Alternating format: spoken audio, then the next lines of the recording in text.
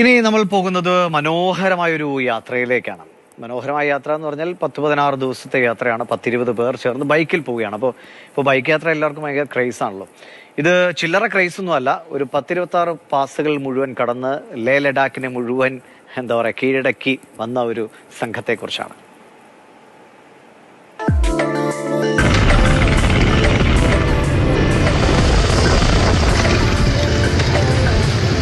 ലഡാക്കിലേക്കുള്ള യാത്ര എല്ലാവരുടെയും ഒരു സ്വപ്നമാണ്. ആ യാത്രയിൽ മിക്കവാറും എല്ലാവരും പോകുക പ്രധാനപ്പെട്ട 6 പാസുകളിലൂടെയാണ്. എന്നാൽ കേരളത്തിൽ നിന്നുള്ള ഈ ബൈക്കേഴ്സ് സംഘം ഒന്ന് വേറിട്ട് ചിന്തിച്ചു. ലോകത്തിലെ ഏറ്റവും ഉയരം കൂടിയ മോട്ടോർ സൈക്കിൾ പാതയായ ഉംലിംഗ്ല പാസ് ഉൾപ്പെടെ ഹിമാചൽ ലഡാക്ക് റീജിയനിലുള്ള 26 പാസുകളിലൂടെ ബൈക്കിൽ സഞ്ചരിക്കുക.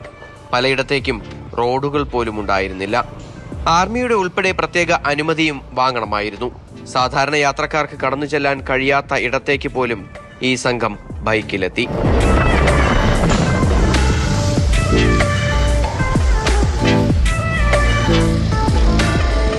ഹിമാചൽ ലഡാക്ക് റീജിയനിലെ എല്ലാ പാസുകളെ കണക്ട് ചെയ്തിട്ട് passes and lakes and valleys connect ചെയ്തിട്ട് 2 ഗ്ലേഷ്യറും കണക്ട് ചെയ്തുകൊണ്ട് ഒരു റൂട്ട് സെലക്ട് ചെയ്തു. നമ്മൾ നോർമലി എല്ലാവരും ലേ ലഡാക്ക് പോകുന്നത് നോർമലി ഒന്നെങ്കിൽ ജമ്മു വഴി നമ്മൾ നേരെ പോയി അങ്ങനെ ലഡാക്ക് കവർ ചെയ്ത് തിരിച്ച് മണാലി വഴി ഇറങ്ങി വരിക. അപ്പോൾ നമ്മൾ ആക്ച്വലി അങ്ങനെയല്ല പോകുന്നത്. അതിന് മുമ്പ് നമ്മൾ ഏകദേശം ഒരു 26 പാസസാണ് നമ്മൾ കംപ്ലീറ്റ് ചെയ്തത്. അപ്പോൾ നമ്മൾ നോർമൽ റൂട്ട് പോകണമെങ്കിൽ നമ്മൾ മാക്സിമം ഒരു 3-4 പാസ് മാത്രമാണ് അറ്റംപ്റ്റ് ചെയ്യുള്ളത്. ഏഷ്യ ബുക്ക് ഓഫ് റെക്കോർഡ്സിൽ ഇടം നേടുക എന്നതായിരുന്നു ലക്ഷ്യം. 16 ദിവസം കൊണ്ട് 20 പേരടങ്ങുന്ന സംഘം 26 പാസുകളിലൂടെ യാത്ര ചെയ്തു. അതിൽ 60 വയസ്സുള്ള കാഞ്ഞിരപ്പള്ളി സ്വദേശി ജാക്സൺ മുതൽ ഒരു വനിതാ ഡോക്ടർ ഉൾപ്പെടെയുണ്ട്. ദൈവം സഹായിച്ച് നമുക്ക് ആ റീജിയനിൽ വേറെ ഇഷ്യൂസ് ഒന്നും ഉണ്ടായില്ല. പക്ഷെ നമ്മൾ തിരിച്ചു വരുമ്പോൾ മണാലി എത്തുന്നതിന് മുമ്പായിട്ട് നമുക്ക് 2 ലാൻഡ് സ്ലൈഡ് ചെറിയ തോതിൽ നമുക്ക് കിട്ടി. തണുപ്പിൻ്റെതായിട്ടുള്ള കുറേ പ്രശ്നങ്ങളുണ്ടായിരുന്നു കുറേ പേർക്കൊക്കെ. പിന്നെ ഉംലിംഗ്ലയിൽ പോയപ്പോഴും പെട്ടെന്ന് ഒരു മഞ്ഞൊഴിച്ചൊക്കെ ഉണ്ടായിരുന്നു. അപ്പോൾ അതിൻ്റെ അങ്ങനത്തെ അല്ലാതെ നമുക്ക് വേറെ ബുദ്ധിമുട്ടുകളൊന്നും നിലവിൽ യാത്രയിൽ ഉണ്ടായില്ല. പിന്നെ ഒരു ഡോക്ടർ ഉണ്ടായിരുന്നു, ഒരു ലേഡി ഡോക്ടർ ഉണ്ടായിരുന്നു. ഞങ്ങളുടെ കൂട്ടത്തിലൊരു ലേഡി ഉണ്ടായിരുന്നു. എന്ത് വന്നാലും പിന്മാറില്ല എന്നുള്ള മൈൻഡ് സെറ്റിൽ വന്ന ഒരാളാണ്. കാരണം പുള്ളി 63 തവണ ബൈക്കിൽ നിന്ന് വീണിട്ട് പിന്നെയും അയാൾ ആ റൈഡ് ഫുള്ള് കംപ്ലീറ്റ് ചെയ്തു.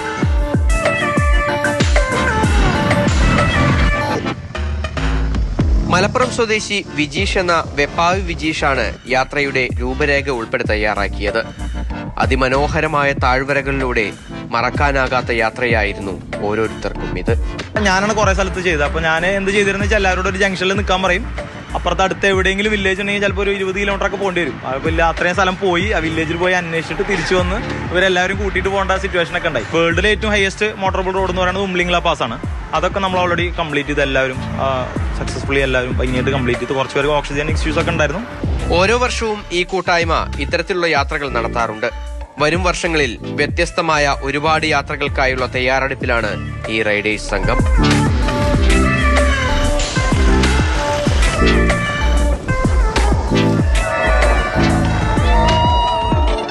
മാതൃഭൂമി ന്യൂസ്, തൃശൂർ. ഒരു കിടിലം യാത്ര അല്ലേ? അപ്പോൾ അതിമനോഹരമായ കാഴ്ച, വലിയ അനുഭവമാണ്.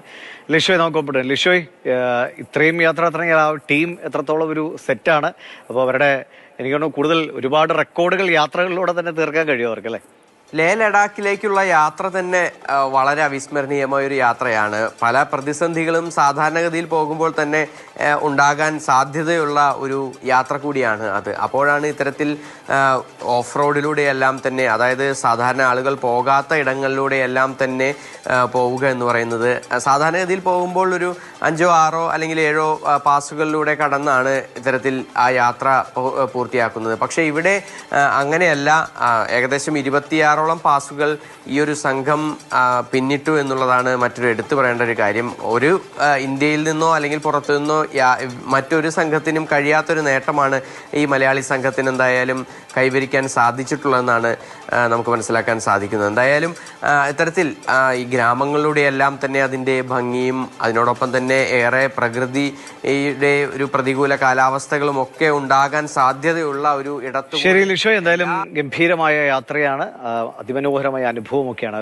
പറഞ്ഞ പോലെ 63 തവണ വീണിട്ടും യാത്ര പൂർത്തിയാക്കിയ ആളുകളൊക്കെ ഉണ്ട്. അപ്പോൾ അവർക്ക് ഇനിയും ഒരുപാട് യാത്രകൾ സാധ്യമാകട്ടെ.